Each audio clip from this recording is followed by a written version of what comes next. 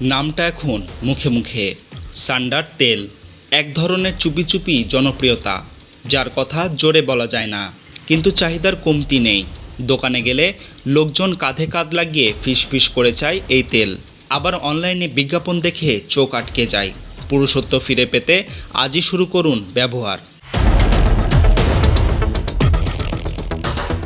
এই তেলকে ঘিরে রীতিমতো এক সংস্কৃতি তৈরি হয়েছে।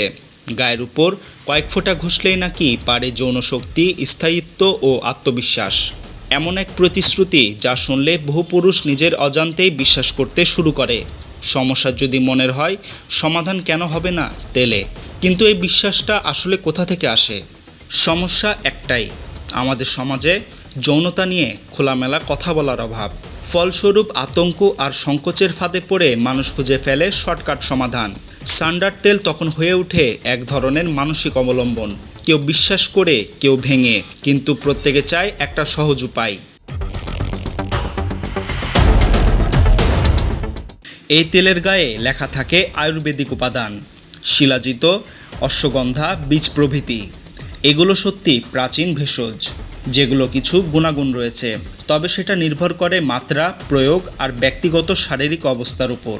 কিন্তু ত্বকে মালিশ করে এসব উপাদান শরীরে প্রবেশ করে কতটা কাজ করে তা নিয়ে চিকিৎসা বিজ্ঞানের প্রশ্ন থাকছেই। কারণ সমস্যাটা শুধু শারীরিক নয়, বরং সামাজিক এবং মনস্তাত্ত্বিক। আত্মবিশ্বাস হারানো মানুষ একটা আশার হাত ধরে বাঁচতে চায়, আর ব্যবসায়ীরা জানে এই দুর্বলতার ভেতরেই সবচেয়ে বড় বাজারটা লুকিয়ে আছে।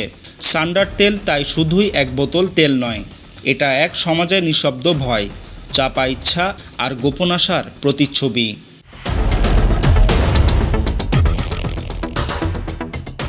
Desk report, প্রতিফলন.com।